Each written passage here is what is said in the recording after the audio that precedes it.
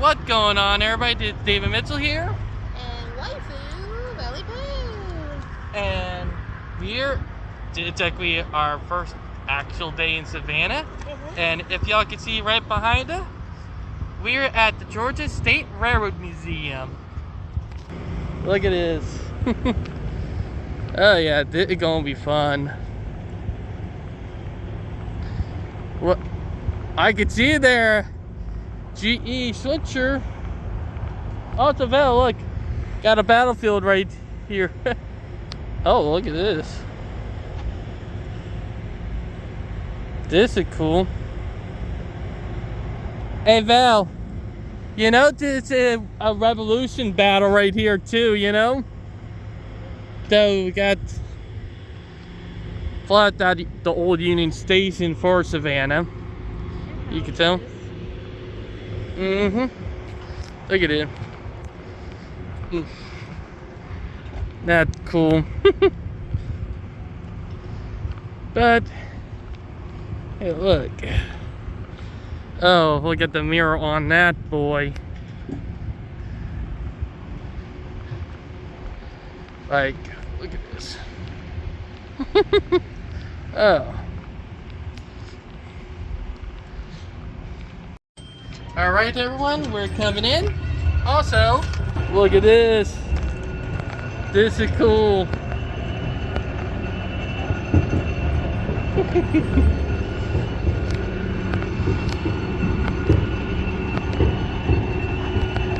That is cool. I'm not going to lie about that. The Georgia State Railroad Museum.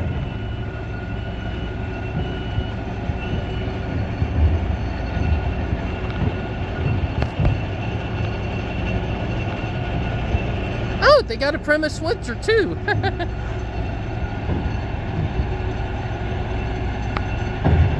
That is cool. But if I'm right. But look at all these boys. Oh, they got a donkey on the. Hey Val, have you ever seen the big locomotive right here?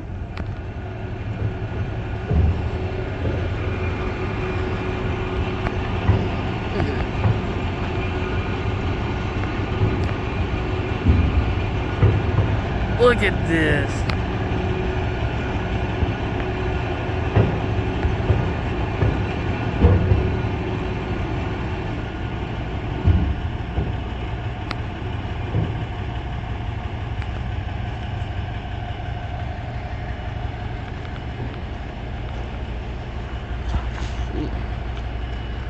Hey Val, you know what crazy? This locomotive right here, DR locomotive that they used to use for logging right here, you know? And look at this.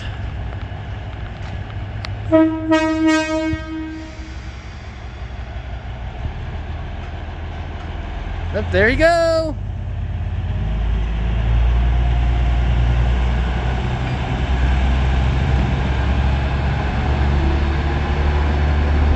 They got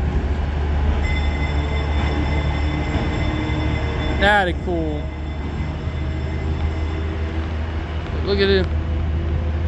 Look at it big. Oh, they got a that is cool. That old trolley car right there. Ah, and a high hood. Look at all this. Oh, look at it, boy, right here. Look at all this. This is cool.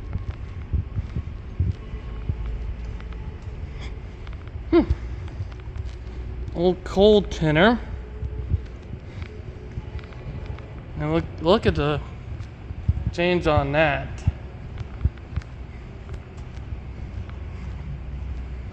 You could tell that they had different coupler heights.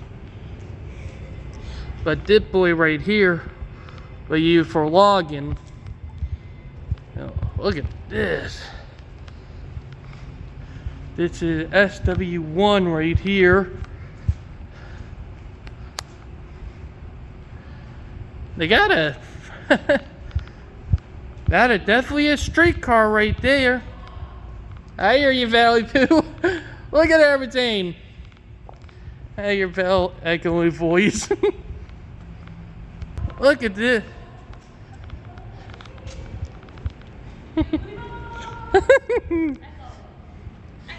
Val, look at that boy right here. You know? Bad boy. Look at that big boy. Nope. 1, 2, 3. That is a 280 right there.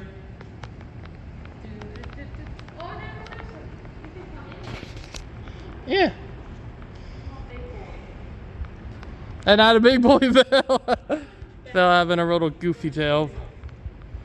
It looks like a bad boy. Mm-hmm.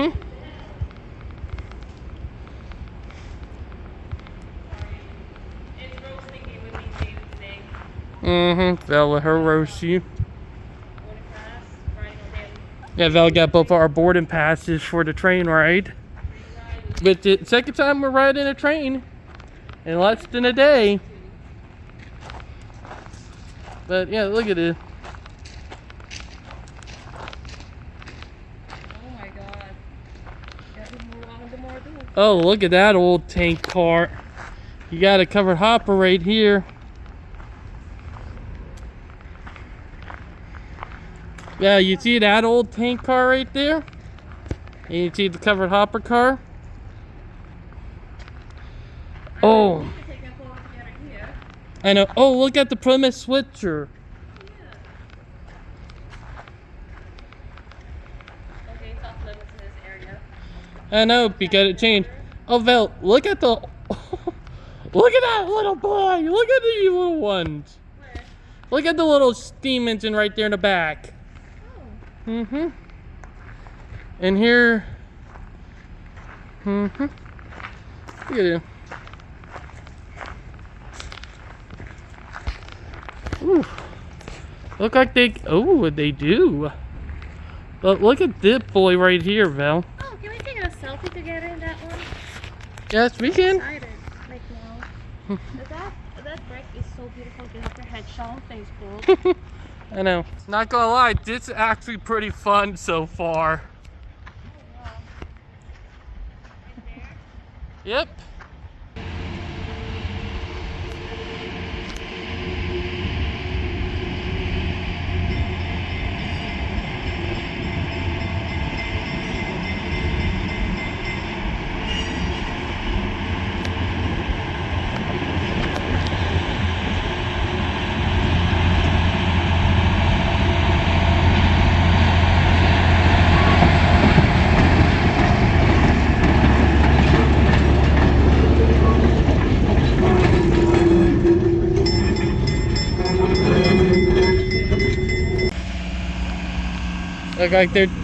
Look like they're doing maintenance on the building right here. In our cover. You know I am. And a train loving fun. But oh, Val, look, they got a little restaurant and stuff. And oh my God, they literally turned that into a playground down there. Yeah. That innovative.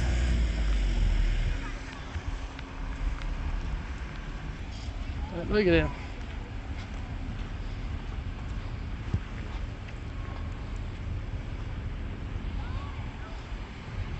Oh wow. Look like they're doing construction. But look at all the... And also, look, here's the caboose. Atlantic Coastline. Hey Val, look behind her. Do you see the Atlantic Coastline caboose behind her? Yep. Also, Val, you know what's funny? You see that bridge in the distance? Yep. Cross that bridge and you're back in South Carolina. We're only like 5 minutes from South Carolina. Ain't that funny? Yep. But South Carolina and Georgia. That bridge right there with the wooden one. Yeah, I think they're rebuilding everything in there. You know? Yep. Powdered Railroad Museum.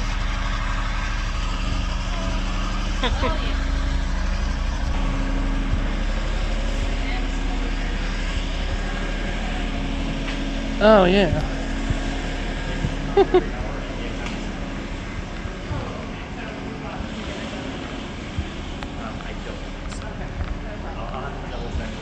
Oh, the mirror maid. Oh yeah, I see the Mirror Maid. Oh yeah.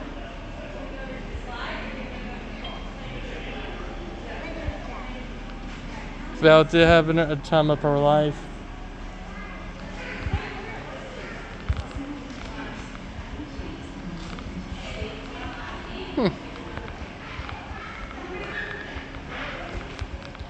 Crazy that they. Yeah, look at it.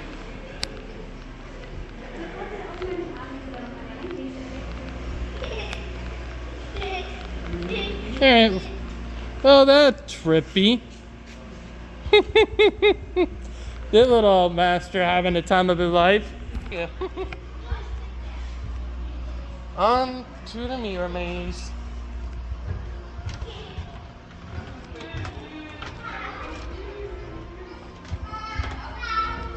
Oh my god.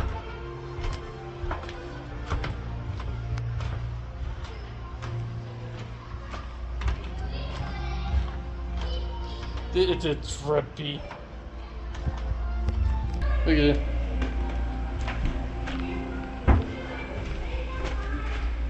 Oop.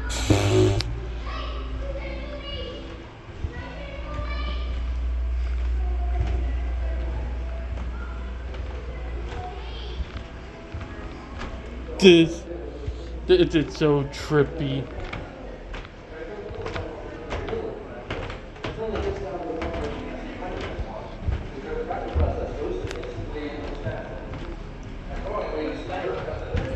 Oh my god. I know. Oh my god, it's so trippy. Oh my god.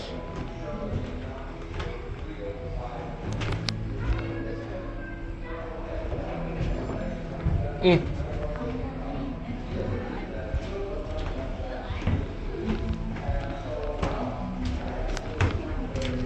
Oof.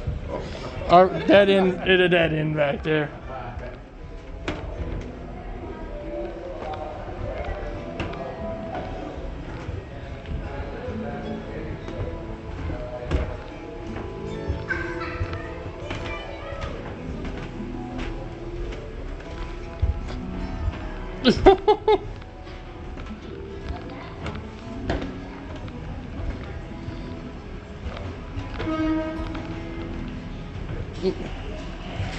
And we made it out. Trippy. Vel getting stimulated with her little autistic mind and mine. We'll see y'all once we get on the train.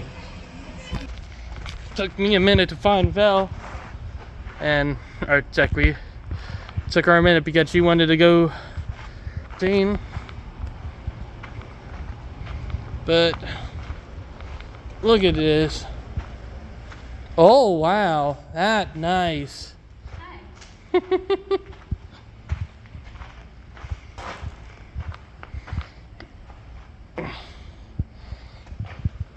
So you're painting the not the locomotive, but the engine. Yeah. That is nice. Hey. Hey Val, look at this. Nice. The boiler room. Oh my god, Val, they got a hand cart. What? Really? That's cool.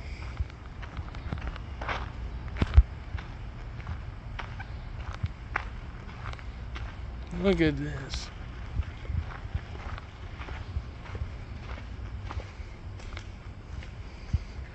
Wow, look at all this. Yep, where they used to make parts for the locomotives, Val.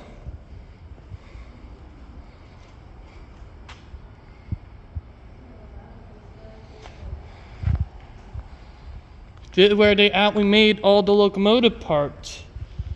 You see this? Look at this.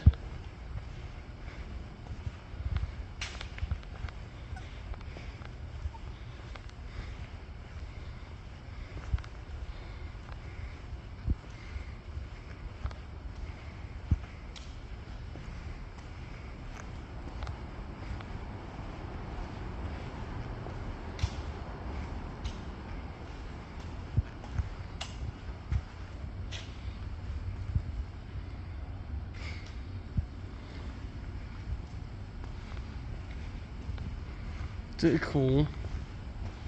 Also, look at that.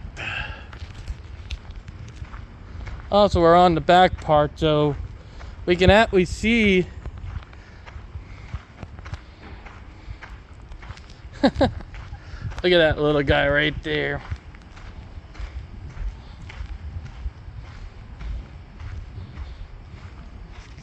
Look at this. This is amazing. Doing good. Say hi to YouTube. That an old boy right there. How old is this? Is him? It's which one? Oh, that guy? 1905. 1905. So he 125 years old, or technically 120 years old. Yeah, I think that's right. It a 040. Yeah, that's right. Yeah, it's a 040. It's a HK Porter. Operated for about 10 years, and it was just so small that they didn't have a use for it after about 10 years. So they parked it up by the guardhouse and no one stole anything out of it. Oh, somewhere here in Savannah, or where was? No, it's in Atlanta. Actually, I can show you closer if you want. Just be careful where you step and whatnot. Oh yeah. Hey Val. Yeah, watch where you step, and there's also rusty things and all that good stuff. Yeah, he's over here. He's got a Lincoln pin coupler, which is kind of neat. Oh yeah, I noted that. They're rare. I noted that y'all are operating the GE 44 tonner today. Yeah, that's right. Yeah, 7069. Mm-hmm. I know you got two of them because you got another one right there on the other side. Yeah, 119. But Val, the UDUD locomotive for logging and a ton of D got imported to your country, the Philippines, too. Yeah. My wife right there from the Philippines. Cool, man. Hello. But I also noted that you got a Primus switcher in the front. Yeah, it's I'm not really sure what the history behind that one is. I think it's from the 40s. I have no idea where it came from. It's just something that's always been here and it's always worked. Kind of remarkable, actually. Like, it just turn a key in it and it starts up. But yeah. And that coach right there to Central Georgia, and now technically Genesee and Wyoming operates now. Or the Central of Georgia, my bad. Yeah, no, that's cool. Yeah, Central of Georgia, I think, was absorbed into what is now NS. Georgia Central, yeah, is this is a short combination. Or actually the regional, Class 2. Yeah, regional for sure. But yeah, me and the wife will be riding the 2 o'clock train. Oh, cool, man. Technically, second time we'll be riding a train in a day. Hey, nice. We rode PO 89 down here from Charleston. Cool, man. You want to show the main tour of some of the other locomotive, because I know that they got a ton around, you know? Who has them talking about? Like, Or like, what are all the locomotives? oh, let's see, we got, like 119 is over behind there, behind this stuff. And number 30 is kind of in pieces back over here. We can go take a look. Oh, if you'd yeah. like. Oh, yeah. Yeah, I was wondering when I was walking by earlier, out of curiosity with that. Especially the one we're walking Yeah, it's we're currently kind of in between things. We're getting it put back together very slowly but surely. Mm-hmm. Yeah, this is a big restoration Oh, I know. right now. It'll be cool to see on the main line again. Not unless they build us a bridge back. I know. Or truck it offsite. Probably have to truck it offsite. Even if we have a bridge, we'll have Oh, to make a connection. Yeah, this is the Georgia Power Arkwright number 30. I don't think it was 30 when it was at Georgia Power though, but it spent most of its life, working there and making at a power plant up there. Macon, Georgia. Yep. Yeah. I mean, what year was it retired? Let's see. It was officially retired in 1960, but they had it on standby until 1962. So it didn't all the way up until It was like it was supposed to be retired fully in 1960, but then like they kept it around for another 2 years, had it operational just in case something. because I know the light railroad, a short line railroad, retired their mainline steam in '75, if I can remember. Wow, pretty late. I don't know which railroad it was, but it was somewhere either in the Midwest or New England. That's cool. That's cool history right there. Mhm. Yeah, it take a lot of time and effort and a lot of. They're very expensive, so when diesels came along, you can just swap out parts with them. It's like something goes wrong on this, you have to remachine a new part. I know, we've been up to the North Carolina Transportation Museum back about 3 years ago, and oops, sorry, Phil. But I remember them having some good steam engines and all that. Yeah, it's definitely an experience of its own. So it'd be nice to get it back up and running. We've already replaced all the fire tubes and the boiler. The boiler's A-OK. So this thing can, if y'all work on it, you can literally have this thing up and running in a year. Yeah, I mean, if we put our foot on the gas and put everything back to where it needs to be, the only thing we're kind of working with is trying to put the dry pipe in. Oh, that front. yeah, I TC. see.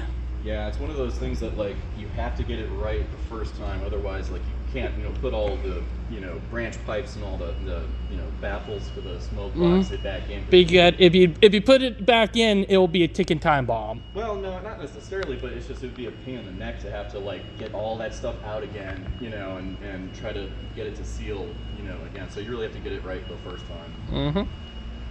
But yep, slowly but surely, as time and money comes available. I know, We got the money, it's just the time, really. to be honest, if they can connect back up to the main rail system and have a extended run for y'all, that could bring in a lot more tourists, It'd be really neat to be able to get onto a main line for sure, but I don't know if NS would like that. Yeah, because that line, that was Norfolk Southern Line or the Southern Railway. Also, I seen the logging locomotive y'all had all the way down there. Oh, the number 8? Yep. Believe it or not, that was actually a switch engine that operated up in Macon, Georgia, at the big roundhouse up there that Central had. Huh. Yeah, that's our oldest one. It's from 1886. That big boy over there on the other side of the roundhouse? Now, the largest one we have is 223, and that was a mainline locomotive built in 1907 by Baldwin, and it operated here until sometime, I'm trying to think. We leased it to the Wrightsville and Tennell, which is a smaller subsidiary of Central of Georgia for a while. Because I know a lot of those locomotive type, like on that side of the roundhouse, right there near the boxcar, like used for logging up in the mountain. Maybe. Yeah, like there are video coming from like the Midwest and up in the northeast of them using them to log. I can see that type of locomotive being good for that, for sure. Because them things, they were small, but they packed a punch. They're built for power. It's like number 30 actually, brick and tile, and like some Hardaway construction, I think, which was basically built bridges. Ah. Yeah, and so yeah, it's just a little workhorse. Hey, I know. Funny thing is, the line right by my house took the original line that followed along the coastline out of business. You know the Charleston sub? I do not. I'm not familiar. That train line that comes from here from Savannah all the way to Charleston, South Carolina, where I'm from. Okay. That was not the main line along the coast. There was a line like quoted from the coast called the Charleston to Savannah sub. Okay. The line you terminates right here, and you connect up to this roundhouse and all that. And you've been able to take a train from there to downtown Charleston. Oh, that'd be nice. Used to. Just direct. Last time was back in 1964. like with the history and stuff, like we had you've been able to take a train from Charleston to Savannah way closer in the center of the city instead of the outer area. Yeah. It used to be so much easier. Hey, what's that, Jake? But Big Automotive, let me be on about Big Automotive, they lie about a ton of stuff, even in history books. Like, you know how car and plane took the right away from train? It's more economical to use trains and like light rail systems. We were trying to get a light rail system back up, in Savannah, but it hasn't quite materialized. You want to know why it's going to be a hard battle? Car dealerships. The moment you give people other option to get around, guess who's going to affect the moat with their money? Oh yeah. Them. Why would you have a car? It's like my wife doesn't know how to drive still, because she's from New York City, and they had such a good rail system up in the same with Charlotte. We're trying to fight for good transit in my home city. And thing is that Big Automotive did what some people don't know. The reason why Patent Rail died from the 50 through the 70 was because the government was taking money from the railroad and giving it to the competition tax free by using the Interstate Act. Most people don't even know about that. Like all the money, particularly about 85 to 95% of that money that built the U.S. interstate system came from railroad revenue. Interesting. And it was by the Interstate Act of 1956. Most people don't even know about that. Look that up. It sounds like an interesting read. Actually, I co-host on a YouTube channel called American Rail Club. Okay. He did a video about a friend of mine named Dimitri Vela. He actually did a video back in 2017 about it. Video aged like fine wine because most of it actually are technically 95 to 100% of it is technically true. Well, if you have content that's quality, that's fact checked, it's kind of timeless. But yeah, we'll see how once we get to that. All right, everyone. They are starting to load up for the train ride. And I got the ticket. We'll see y'all once we get on the coach. Okay, everyone, we're on the coach. We're taking the passenger car to be more exact. I don't know why I called it the coach, but in a British term, they call passenger cars in the United Kingdom coaches. Look at that. There, right there.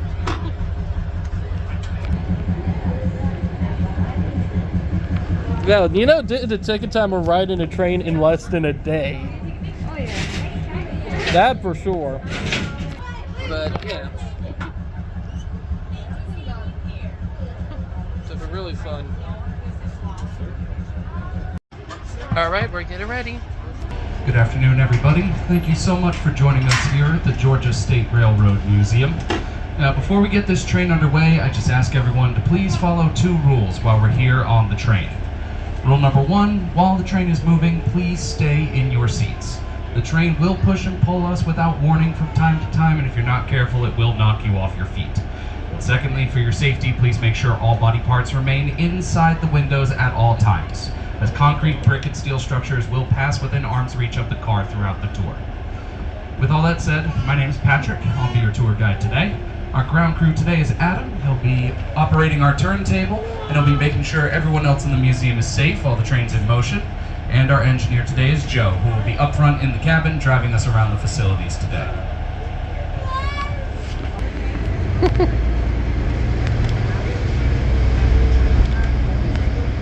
Now, this museum is preserving the first rail yard in the state of Georgia. It was built by the Central Georgia Railway, which was this state's most successful railroad company to date. And the Central Georgia Railway was founded in 1833 by a man named William Washington Gordon. If you don't know who he is, that is perfectly fine. He is not the most famous person in his family. You may be more familiar with his granddaughter, though, who was the founder of the Girl Scouts, Juliette Gordon Low. And even before there was a rail yard here, this ground was important because, believe it or not, we're also on top of a Revolutionary War battlefield. On October 9th, 1779, at 5 o'clock in the morning, one of the bloodiest battles and worst American defeats in the war took place here. The Battle of Savannah only lasted 55 minutes. And at battle's end, conservative counts say that the combined American and French casualties equaled 800 soldiers, whereas the British only lost 50 of their number. But the rest of the details of the battle aren't what's important for the tour. If you'd like to learn more about the battle, the History Museum right across the street has a wonderful exhibit. What's important about the battle pertaining to this tour is there was more than just the British fighting with the French and the Americans here.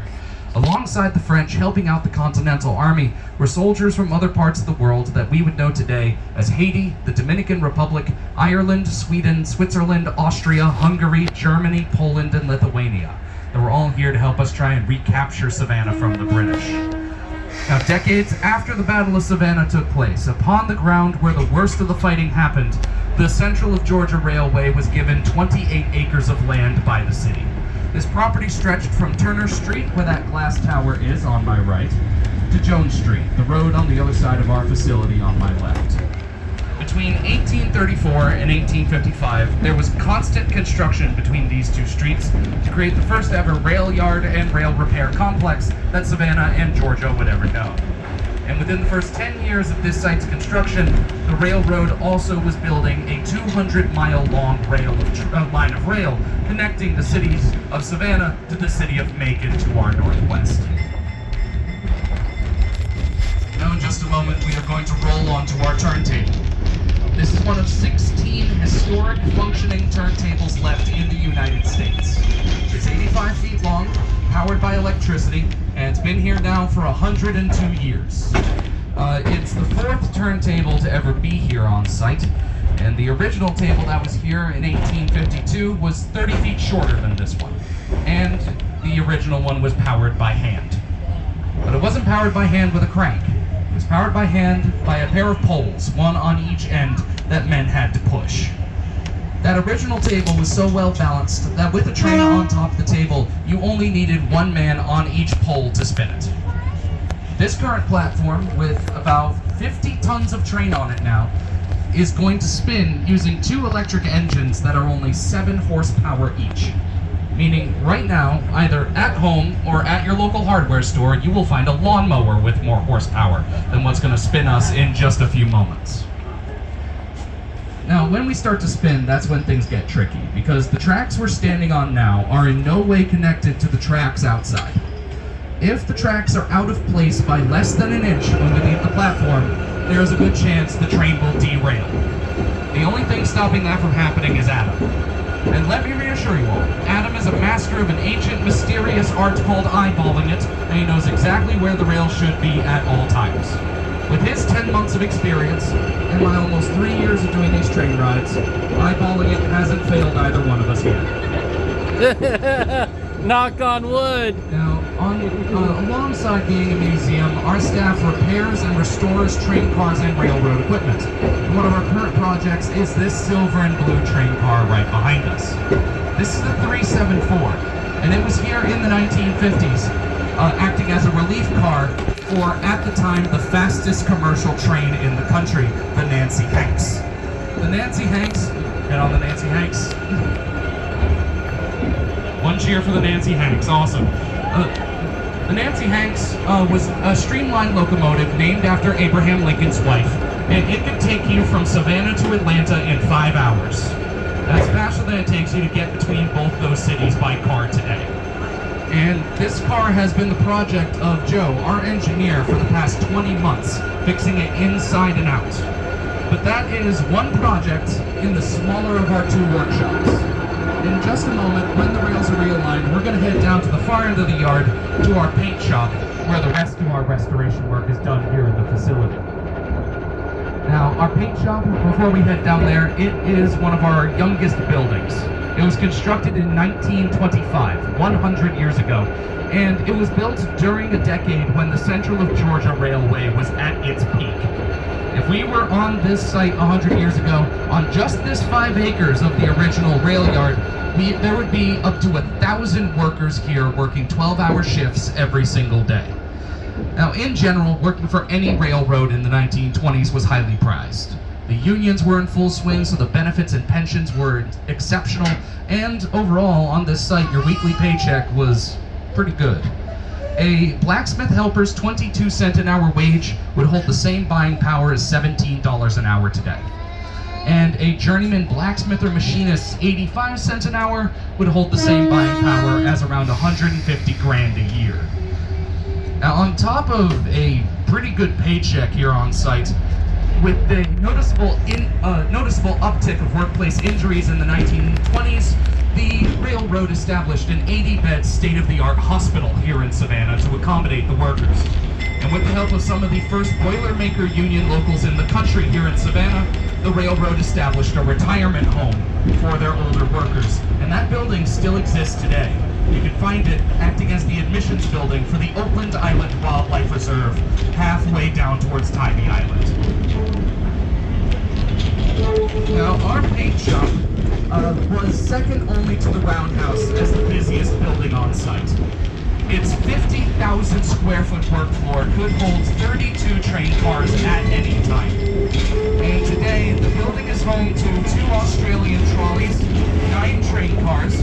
So if you were working in this building as a night shift painter, you received a benefit that the daytime painters didn't. When the sun went down, the company was nice enough to turn the lights on in here for you. That was the benefit. During the day, the lights were off like they are now. But as you can see, this is not the best place for painting. It's kind of dark in here. 100 years ago, that wasn't an issue. The inside was already as bright as it is outside now. The lights were off because it was a waste of electricity. This type of building is what's called a daylight factory. Most of, if not all of its light during the day came directly from the sun by design.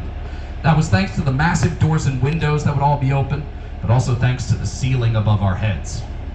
The type of ceiling above us is called a sawtooth. It's a very common style, and you will see it on factories all over the world. In fact, you may have seen a sawtooth roof before and probably not known it. A sawtooth roof is a series of triangles, and for everyone on the top half of the world, the triangles will always run north to south.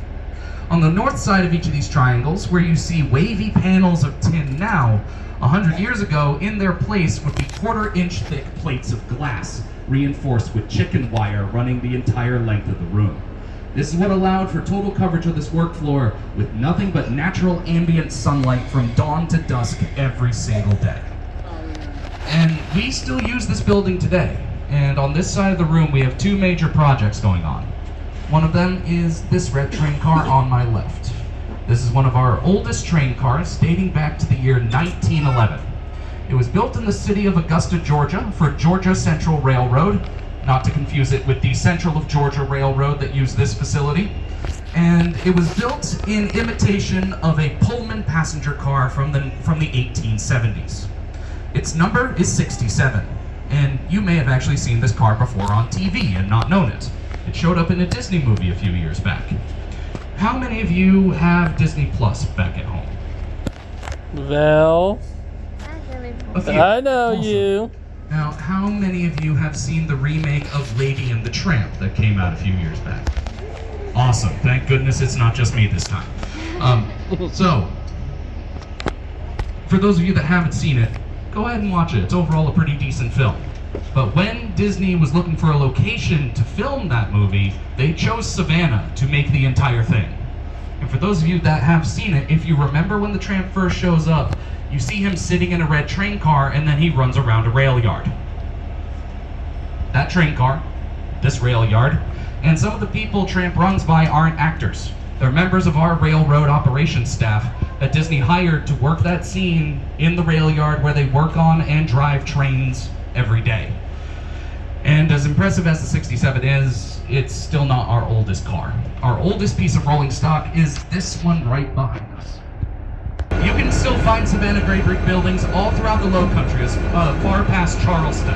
Of my home city. And in the 1960s, if you were an owner of one of these brick buildings and you needed new bricks to repair it, you would have to pay top dollar. Because unfortunately, the family that knew the recipe never wrote it down. And the recipe is now lost. A brick that was being sold in bulk, dirt cheap, in the 17 and 1800s was selling in 1963 for $20 a brick. That's the equivalent of $200 a brick in today's money. You can now see why half of our roundhouse is no longer here. Thankfully, the demolition was stopped, But once Savannah got it, now that they had the property, they had no idea what to do with it. So they just abandoned it for 13 years.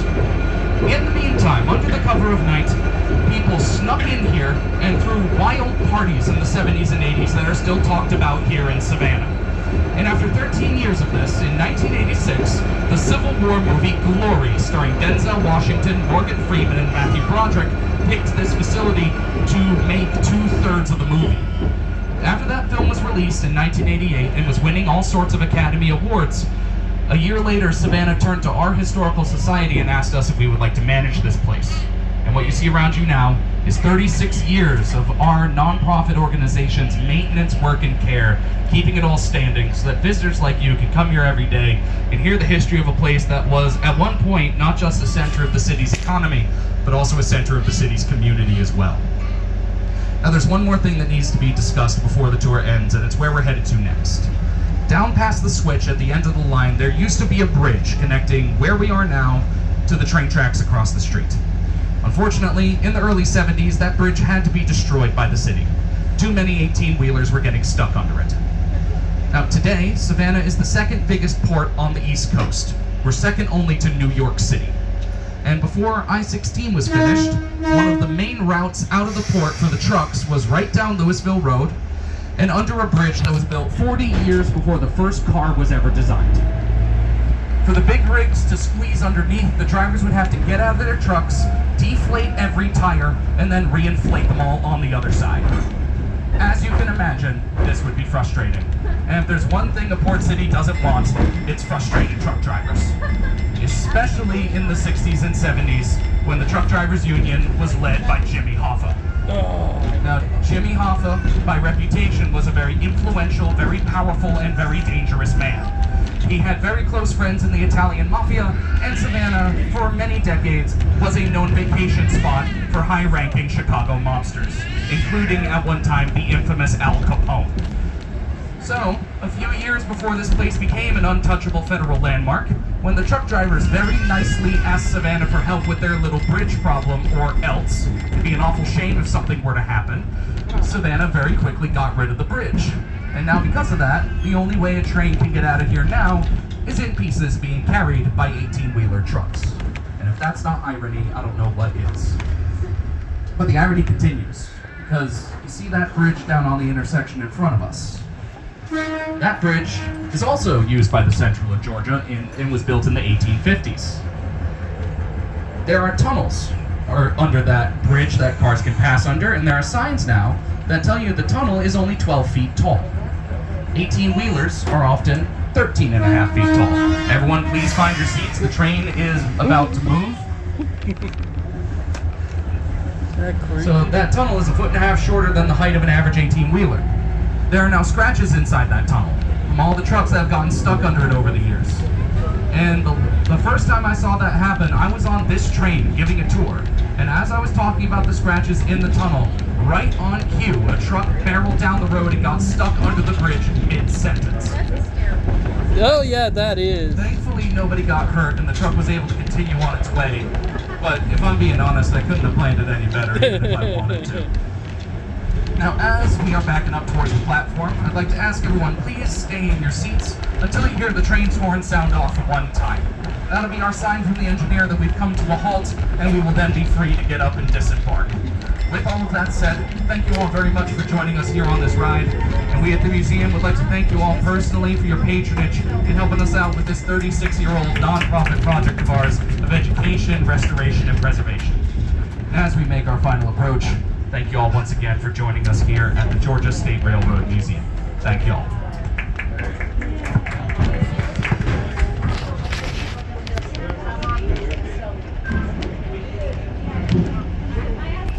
That was fun. We'll see y'all once we get off the train.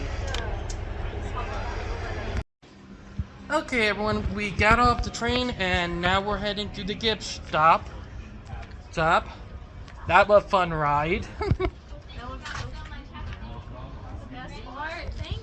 Thank you. But we'll see y'all once we get to the gift stop, because we're going to end the video right after that. But it's been a very fun first day in Savannah. Oh yeah. Am I right? So we'll see y'all in the gift shop. Dude, we got a long walk to do. Hopefully we can catch. Okay, everyone, before we go to the gift shop, there were one scene we kind of missed, and it right here. Look at this. Oh, Val, look at it. Do you know what did it from right here? No. Did it from the Civil War. Crazy, ain't it?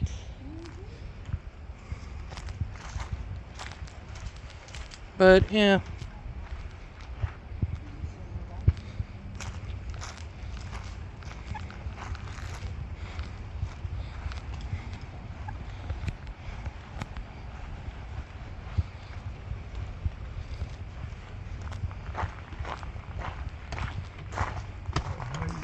And good.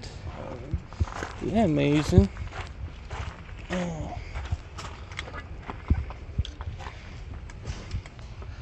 Oh, look at this. Oh, look at these big models.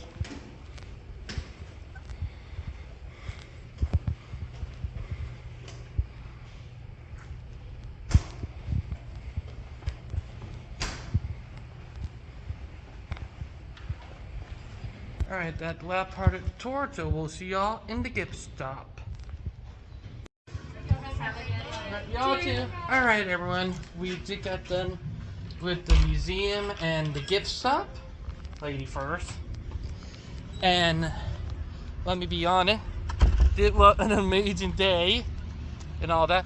So, Val, what do you thought about it in a way? Like, pretty fun in a way. Oh yeah. But also, me and Val got them gifties. Okay. You want to tell them what you got? I dropped my gifts. Oh, joke. I do. We were chasing the 4 o'clock thing. Okay. But yeah. Same thing. But we had an amazing day. Now, I hope y'all enjoyed the video. Please like and subscribe. And we'll talk to you guys later. Knuckle. Bye, guys. Have a good one. And peace.